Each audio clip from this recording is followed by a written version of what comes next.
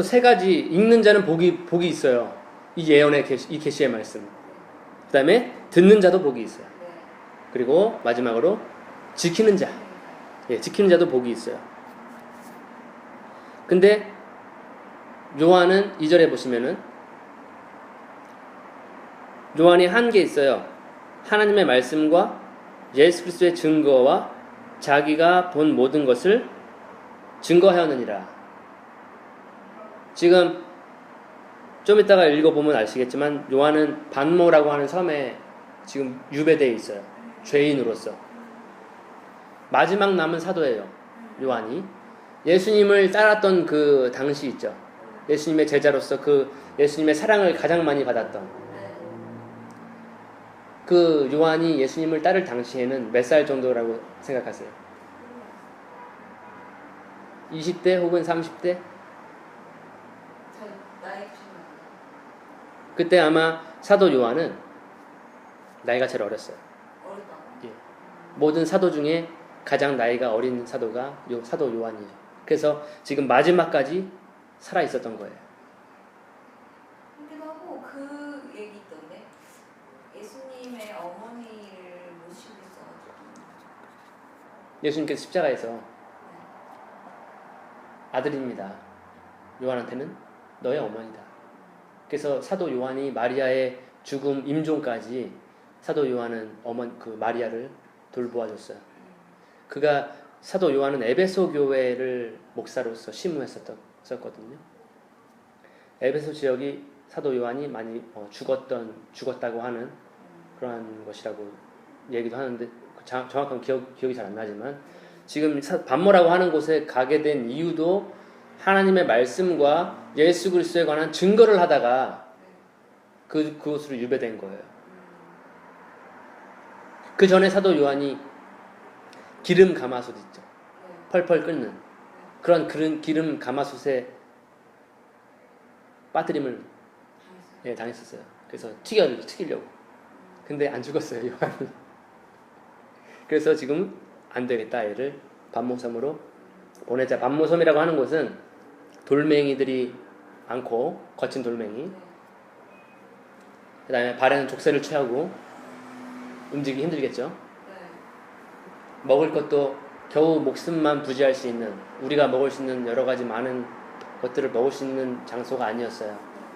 그런 곳에서 비참한 그러한 지경에서 그리스도의 계시를 보게 되는 거예요.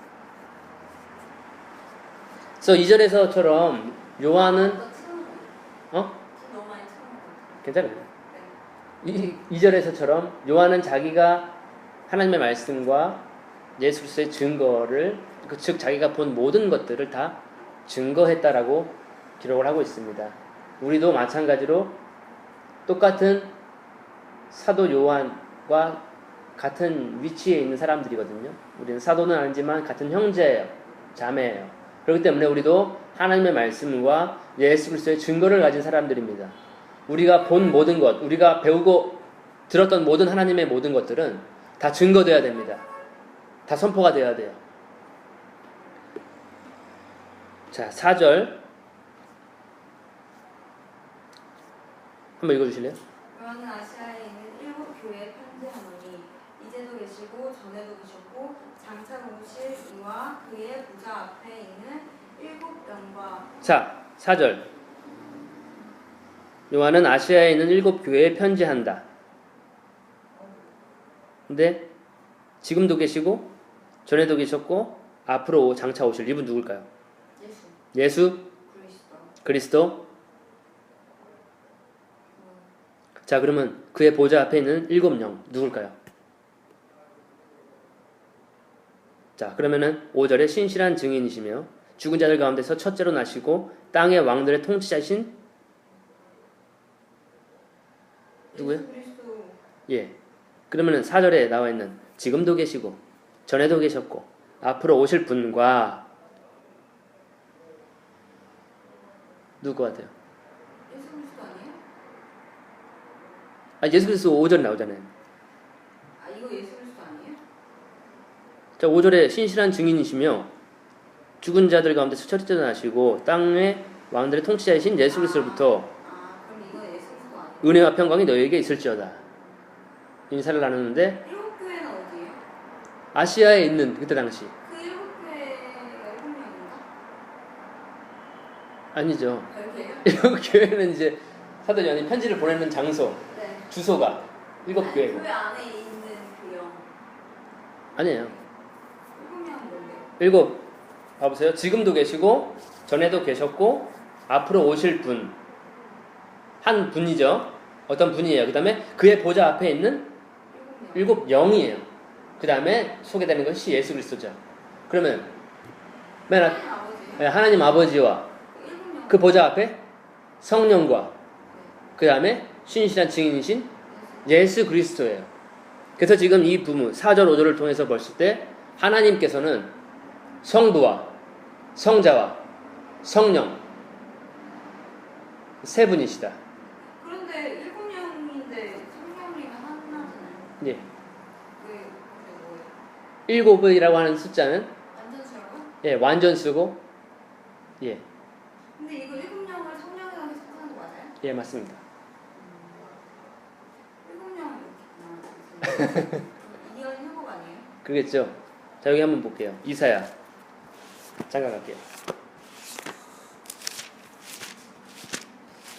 이사야 몇 장이더라? 하나 있을 펜 이사야 11장 한번 펴보세요. 성령충만 가지고 태어나요. 성경책만 가져와도 소리 자면 복이 있는 사람입니다. 네,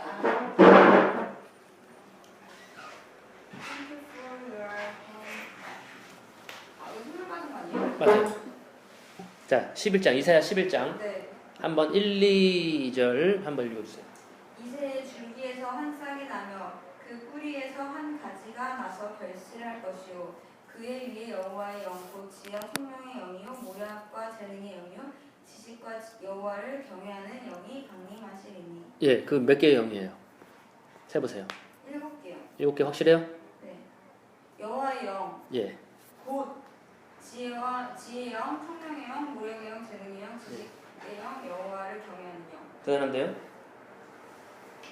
나와 있네. 예, 그 7개의 영이 지금 어디로 머물러 있다라고 지금 요한 이사야는 예언을 하고 있는 거죠? 그의 위에. 그의 왜 그는 누굴까요? 이새의 뿌리죠. 네. 한 싹이 나죠. 이새의 줄기, 한 싹, 그의 뿌리들에서 한 가지가 자랄 것이다. 네. 바로 누구냐면 예수. 예, 그렇죠. 지저스. 그 위에 하나님의 7영이 머물러 임하실 것이다. 라고 지금 이사야는 예언을 하는 거죠. 네. 예, 근데 마태복음인가요? 마태가 기록하기를 세례 요한을 통해서 예수님이 침례를 받고 물에서 올라와실 때 하늘에서 음성이 있었는데 맞죠? 네. 뭐라고 그랬죠? 이는 내 아들이다. 내 사랑하는 아들이다. 내가 저를 기뻐하노라. 라고 하면서 세례 요한이 봤을 때 비둘기 한 마리가 내려왔습니다. 근데 마치 그것이 성령 그 위에 머물러 있었죠. 그걸 세례 요한이 보고서 그분이다. 예수 그리스도가 바로 그분이시구나. 네. 그분이 오셨구나. 바로 메시아가 오셨구나. 라고 하는 것을 확인할 수가 있었죠. 다시 계시록으로 와서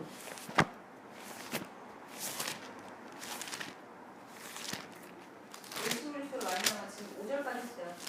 예, 5절까지 갔으니까 이제 얼마 안 남았어요. 20절까지. 아니 이거까지 다 못하지. 응. 어떻게 하니? 자, 그래서 5절까지 갔죠. 네. 5절 마지막 부분에 은혜와 평강이 너희에게 있을지어다. 우리를 사랑하시어.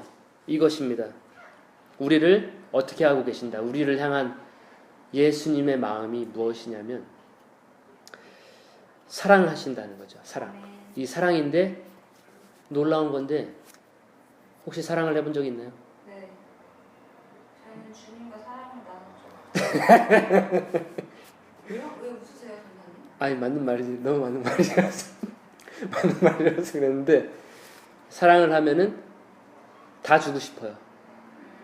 근데 우리 인간의 사랑은 한계가 있습니다. 그죠? 예, 주면 또 받고 싶게 돼요. 예, 받아야 돼요. 받지 않으면 주고 싶지 않아요. 제가 효리 자매님에게 선물을 이렇게 준단 말이죠. 아, 그놈의 생일 선물 얘기 아직도. 이렇게. 제가 생각은 하고 있어요. 선물을 이렇게 주고 또 달라고 하면 안 줄 수가 없어. 주긴 줘야죠. 예, 그래서 다 주고 이렇게 주는 것이 사랑이잖아요, 맞죠? 근데 인간의 사랑과는 달라요. 지금 예수 그리스도가 우리를 사랑하시는데 사랑하셔서 하신 행동이 있습니다. 바로 그것은 뭐냐면 자신의 피로 우리들의 죄들에서 우리를 씻기신다는 거죠. 네. 자기의 피로. 창세기에는 이런 내용이 있습니다. 피는 너희들에게 먹지 마라. 네. 피에는 생명이 있다. 네. 무엇이냐면 예수 그리스도의 피, 자신의 생명을 우리를 사랑하시기 때문에 그 피로써 우리를 사랑하셨다. 생명으로서 우리를 사랑하셨다. 네. 그 결과 우리들의 모든 죄는 없어져, 씻겨져 버렸다. 그의 피로 인해서. 놀라운 사실이거든요, 이게. 네. 얼마나 사랑했으면 그 우리의 마치 더러워진 신부처럼, 네. 더러워진 하와처럼, 그 선악과를 먹어버린 그 죄로 더러워진 하와 같은 존재를 예수님은 우리를 사랑하시기 때문에 자신의 생명으로 그 하와의 더러움, 그 신부의 더러움을 다 씻겨냈다는 스스로. 그것이 바로 신랑 되신 예수님이 우리를 사랑하시기 때문에 행하신 놀라운 일이에요. 시키셨을 뿐만 아니라 6절을 한번 읽어주시죠. 그의 아버지 하나님을 위하여 우리를 나라와 제사장으로 삼으신 그에게 영광과 능력이 세세토록 있기를 원하노라. 아멘. 아멘이 빠질 수가 없는 문구예요. 이건 덕살로지라고 하는데 닭살이 아니라 찬양이란 뜻이에요. 지금 사도 요한은 그 하나님 지금도 계셨고 전에도 계셨고 장차 오실 분과 하나님 그 보좌 앞에 7 영과 그 다음에 신실한 그 증인이신 그분 예수 그리스도로부터 은혜와 평강이 있는데 그분을 지금 찬양하고 있는 겁니다. 해방하시고 한 다음에 자기도 모르게 중간에 이렇게 찬양하는 거예요? 아니요, 이 부분이 이제 뭐 자기도 모르는 건 아닌데 너무 놀라우니까 자기 모르게 찬양하지 않으면 안 될 뿐이에요, 사실 그분들. 그러니까 그래서 중간에 이거 쓰다가 갑자기 찬양하는 거예요. 뭐 그렇게 보셔도 되겠지만 그분께 뭐가 영광과 능력과 권세와 혹은 영원 무근토록 있을지어다 아멘 하는데 5절에서는 우리를 죄를 씻기셨다는 거죠. 6절에서는 뭐예요? 우리를 신분을 변화시켰습니다. 씻기서 우리 죄인의 신분을 변화시켰을 뿐만이 아니라 지금 6절에서는 우리를 제사장, 왕들과 혹은 나라들과 제사장으로 삼으셨다. 하나님 앞에, 하나님 아버지 앞에. 우리는 왕들입니다. 우리는 제사장들이에요. 하나님 앞에 섬기는, 하나님 바로 직면에서 섬기는, 하나님의 그 쉐카이나 그러죠. 그 하나님의 영광을 볼 수 있는 그런 제사장들로 우리를 신분을 바꿔주셨어요. 놀라운 것은 뭐냐면 우리가 신분이 제사장으로 바뀌었다는 것인데 유일하신 참 대제사장이 있습니다. 그분이 누구세요? 멜기세덱의 반차를 따라서 아론의 자손이 아니라 레위 지파에서 나온 제사장이 아닌 유다 지파에서 나신 멜기세덱의 반차를 따르신 그 제사장이 있습니다. 누굴까요? 예수 그리스도. 그분도 대제사장이신데 우리를 똑같이 제사장으로 삼아주신 거예요. 그러니까 우리는 신랑과 똑같은 일들을 하는 거예요. 이게 다 예수 그리스도께서 우리를 사랑하시기 때문에 우리를 더러움에서 씻겨주시고 그 다음에 우리를 왕들과 혹은 통치자들, 나라들과 하나님 앞에 제사장으로 삼으셨다. 놀라운 은혜입니다. 그렇기 때문에 그분께 영광과 능력이, 영광과 권세가 영원 무궁토록 있을지어다. 아멘. 이렇게 하고 있습니다. 7절과 8절까지만 볼 텐데요. 자, 7절에 읽어주시죠. 물지어다 그가 구름을 타고 오시리라. 각 사람의 눈이 그를 보겠고 그를 찌른 자들도 볼 것이요 땅에 있는 모든 족속이 그로 말미암아 애국하리니 그러하리라. 아멘. 주 하나님이 이르시되 나는 알파와 오메가라. 이제도 있고 전에도 있었고 장차 올 자요 전능한 자라 하시더라. 7절에서 보면은 그가 구름을 타고 오시리라. 혹은 구름들과 함께 오시리라.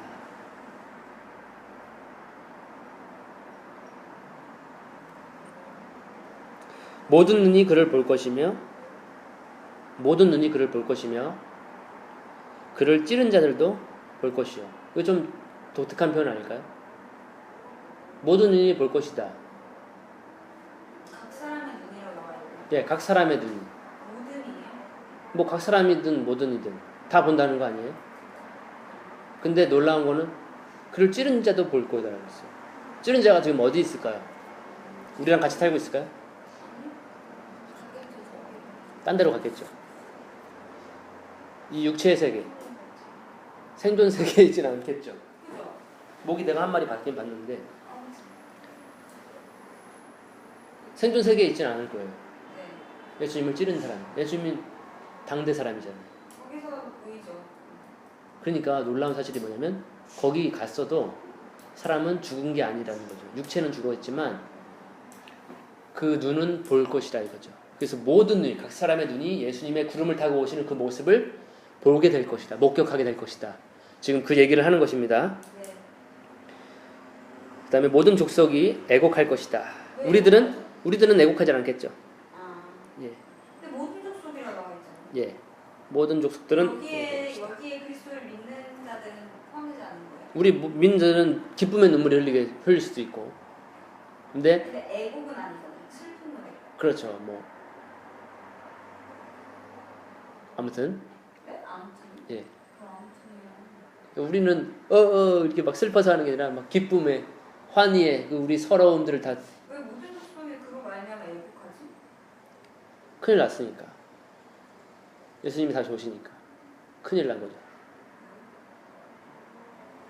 큰일 났죠. 이제 혼나야 되니까.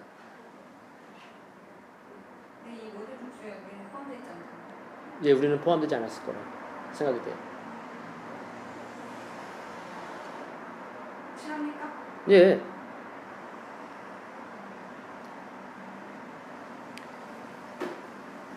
그대로 뭐라고 돼 있어요? 그대로? 그대로요? 그대로가 어딨어요? 7절 마지막 부분에 아, 애곡하리니 그러하리라라고. 그러하리라고 되어 있죠. 그렇게 될 것이다. 예. 아멘. 되어 있고요. 8절에 알파와 오메가요 시작과 끝이라 주고 지금도 계시고 전에도 계셨고 앞으로 오실 전능하신 분이 말하노라. 알파와 오메가.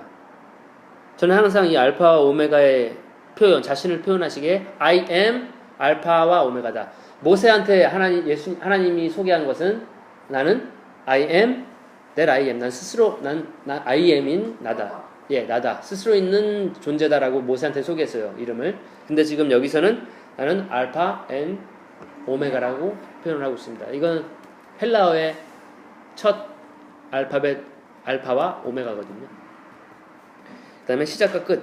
그분이 시작과 끝이겠죠. 영원하신 존재라는 이터널.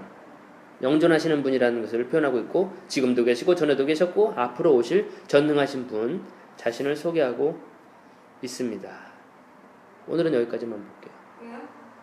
더 볼까요? 네, 끝까지 보면 안 돼요? 알았어요.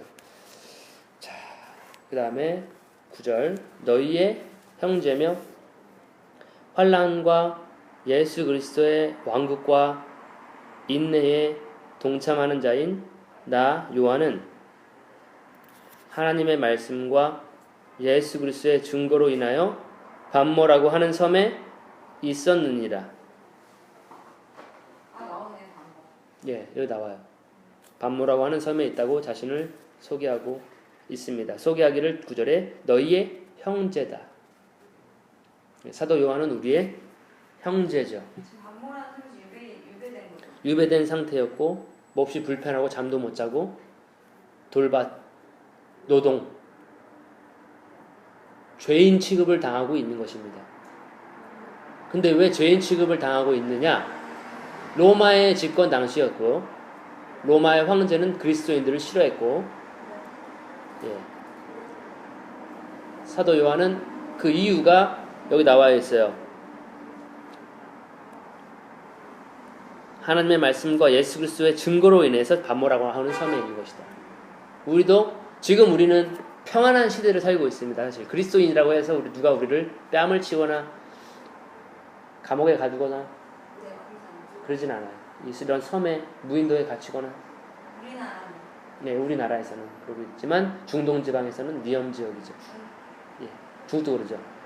예. 그래서 중동 지방에서 특별히 칼로 목을 베는 그러한 것들을 우리가 볼 수가 있어요. 그리스도인들 특별히 환난, 예수 그리스도의 왕국과 인내에 동참하는 자인 나 요한이 그러하기 때문에 우리도 같은 형제로서 자매로서 우리도 이러한 환난, 이런 인내, 참음에 동참하는 신분입니다. 사실은 우리는 이 땅에서 예수의 환난에도 우리가 동참하고 나라는 예수 그리스도 왕국 하나님 나라에 동참하고 동시에 또 우리가 참아야 된다는 거예요. 인내로 이 땅에서는 계속 설명을 하고 있습니다. 10절에 내가 주의 날에 성령 안에 있었으며 나팔소리 같은 큰 음성을 내 뒤에서 들었는데 말씀하시기를 나는 알파와 오메가요 처음과 마지막이라. 그러므로 네가 보는 것을 책에 써서 아시아에 있는 7 교회 곧 에베소와 서머나와 버가모와 두아디라와 사데와 빌라델피아와 라오디가에 보내라 하시더라. 누가 이러한 말씀을 하시겠을까요? 알파와 오메가이신 예수 그리스도 알파와 오메가시에요. 예수 그리스도 알파와 오메가예요. 하나님의 말씀이죠. 말씀이기 때문에 그분은 처음 말씀이고 끝의 말씀이고 처음과 마지막이고 그러므로 네가 보는 것을 책에 써라 라고 명령을 했어요. 예수님이. 그리고 편지를 보내라. 7 교회에 보내라. 에베소, 서머나, 로마로, 두아디라, 사데, 필라델피아. 필라델피아. 필라델피아. 많이 들어봤죠? 필라델피아. 미국의 한 도시가 필라델피아 그 이름이에요. 필라델피아. 똑같은 말이에요. 라오디게아. 라오디게아. 이렇게 7 교회가 있는데 7 교회에 관한 학자들의 관점이 뭐냐면 교회 완전한 7 숫자이기 때문에 완전한 교회의 역사일 것이다. 지금 그러면 우리는 어느 시대를 살고 있는가? 어느 교회 시대를 살고 있는가? 그렇게 생각해 볼 수도 있고요. 그 다음에 그때 당시에 동그란 모양으로 있던 교회입니다. 이 교회 외에도 더 많은 교회들이 있었어요. 이때 당시에는. 근데 지금 예수 그리스도께서는 그 7 교회에 네가 보는 것을 써서 보내라라고 명령을 하고 있습니다. 요한에게. 특별히 이 7교회를 선택하신 이유가 있을까요? 이유가 있겠죠. 이 7 교회는 교회 역사를 통해서 봤을 때 다 맞아떨어져요. 그러니까 빌라델피아 교회가 있다. 빌라델피아 형제 사랑이거든요. 필레오 아시죠? 필레오 들어봤죠? 그 사랑의 형제 사랑이거든요. 필레오 델피아 그게 빌라델피아예요. 그 형제 사랑의 교회 그들은 인내의 말씀을 지켰고 그래서 환난의 때에 내가 너희들을 지켜줄 것이다. 이런 약속의 말씀을 받는. 그래서 교회 역사하고도 들어맞고 그다음에 그때 당시 그 편지를 받는 천사들이 봤을 때 찔리는 바로 그 당시에 직접적인 메시지를 주는 편지일 수도 있고 이렇게 보거든요. 그리고 이 편지들의 모든 내용들은 우리 각자 개개인에게도 적용이 되는 교회의 메시지, 즉 우리들에게 하는 메시지도 돼요. 그렇기 때문에 성경은 예언적인 부분이다. 교회에게 보낸 말씀이 나온 거죠? 예. 보내라 했기 때문에 사도 요한은 보냈겠죠? 그래서 사도 요한이 너무 궁금했어요. 누가 나한테 지금 나팔소리 같은 큰 음성으로 나한테 얘기를 하는 거지? 뒤를 돌아봤어요. 또 7개네. 7 공축될 거예요. 나에게 말씀하신 음성을 보려고 돌아서 돌아서 봤죠? 7 금초대가 보였습니다. 금초대인데 7개였어요. 완전 수가. 예, 예. 특별한 7개 그 이유가 있는 거 아니죠? 그냥 여기 성경에서 나온 완전 수가 이렇게 계속 나온 거예요? 아니요, 그 7개수로도 7개고, 그만큼 이 성경에서 7이라는 숫자는 되게 많이 나와요. 그만큼 요한계시록은 하나님의 완전한 어떤 계획 속에 마지막 도장이 될 수도 있겠죠. 교회를 향한 것, 이스라엘을 향한 것, 전 우주, 모든 만물을 향한 모든 것이 완결이 되는 거죠. 우리가 7주죠. 일주일이. 예. 7일. 예, 7일이죠. 7일. 마찬가지로 7주가 아니고 7일. 그래서 그 돌아보니까 7 금초대가 있어요. 금초대는 사실은 성막 안에 있는 거예요. 성막 안에. 성막. 네. 들어봤죠? 성소 안에. 거룩한 곳 안에 있던 것이 7 금초대였고, 거기에는 7 등잔이 있어가지고 제사장들이 항상 기름을 부었어야 돼요. 그리고 그 불이 안 꺼지도록 해야 되는 것인데, 그 음성을 불고 이렇게 돌아보니까 7 금초대가 보였던 거예요. 예? 그리고 13절에 그 7 촛대 사이로 인자와 같은 이가 있는데 발까지 닿은 옷을 입고 가슴에는 금으로 만든 띠를 둘렀더라. 그리고 그의 머리와 털의 희기가 흰 양털 같고 눈 같으며 그의 눈은 붉고 같고 예. 그의 발은 풀무불에 달려나 빛난 주석 같고 그의 음성은 많은 물소리와 같으며 그의 오른손에 7별이 있고 그의 입에서 좌우에 날성벌이 나오고 전 이거 볼 때 좀 무서웠어요. 이걸 상상하면서 읽으면은 이게 근데요 인자 같은 이가가 부활하신 예수님 아니에요? 예수님 너무 무섭게 생겼을 것 같아요. 이 묘사대로 하는. 근데요 요한이 진짜 예수님 본 거예요 그러면 죽는다 했잖아요. 근데 예수님은 아니 요한은 예수님과 같이 생활했던 사람이고 예수님 가슴에도 이렇게 기대었던 사람이에요. 요한이 사도 그 예수님을 따라다녔던 그 시대가 10대예요. 10대. 예수님을 보는 게 아니라 하나님을 보면 죽는다 맞죠? 예, 하나님을 보면 죽는 건데 예수님을 보면 죽진 않아요. 근데 죽는 것처럼 돼요. 사람으로서는 그 영광을 봤을 때 베드로도 막 그 변화산상에서 요한은 또 그 변화산상에서 예수님을 봤어요. 세탁자가 빤 것처럼 흰색의 영광, 엘리야와 모세를 요한은 그때 봤어요. 그리고 요한이 예수님을 따라다녔을 때는 10대예요. 우리도 볼 수 있죠. 볼 수 있겠죠. 우리는 성경으로 요한이 본 걸 대신 보잖아요. 뭐 볼 수도 있겠죠. 저도 뭐 꿈을 통해서 이렇게 희미하게 그런 경험은 있지만 아무튼 지금 요한이 봤을 때에는 평소 어렸을 적에 요한이 예수님을 따라다녔던 그 예수님하고는 모습이 완연히 다른 모습을 지금 하고 있어요. 맞죠? 첫째로는 발까지 닿은 옷, 굉장히 긴 옷이죠. 그 다음에 가슴에는 금으로 만든 띠. 그 다음에는 머리와 머리털은 눈처럼 휘었어요. 그래서 양털 같다고 그랬죠. 예수님의 머리털이 지금 머리 색깔이 백발. 양털 같대요. 백발 같대요. 양털은 또 곱슬곱슬하잖아요, 그렇죠? 그래서 예수님도 좀 곱슬곱슬할까 모르겠어요. 베토벤 같이. 네, 베토벤 뭐 그런 모르겠지만 아무튼 가장 아름다운 모습을 가지고 있지 않을까, 맞죠?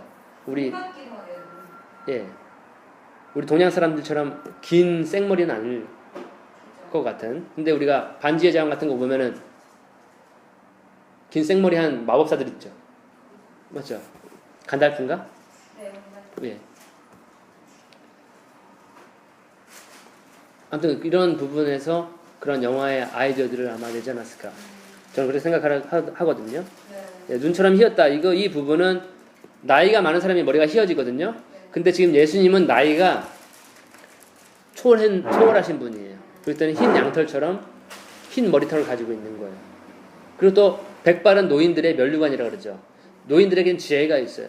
마찬가지로 예수님에도 순결한 모습, 순결한 흰색이고 그 다음에 모든 지혜, 모든 연륜, 경륜, 모든 것이 다 갖춰져 있는 모습, 양털과 같이, 눈과 같이 그런 모습을 하고 있고 눈에는 불꽃 같다 그랬어요. 불꽃.